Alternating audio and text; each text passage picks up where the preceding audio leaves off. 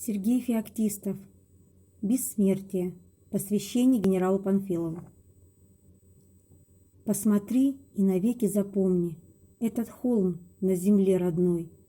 Здесь погиб наш герой, полковник. Здесь кипел беспощадный бой. Шло на нас 50 чудовищ, извергая свинцовый шквал. И, нахмурив суровые брови, наш полковник тогда сказал: за спиною Москва, гвардейцы, ею дышит, живет земля. Все умрем, но не пустим немца к лучезарным звездам Кремля. И не дрогнули мы, не сдали, ни на шаг не ушли назад.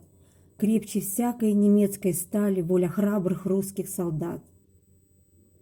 И бойцы-рубаки не верят, что погиб командир, замолк. Он и мертвый ведет к победе свой железный гвардейский полк.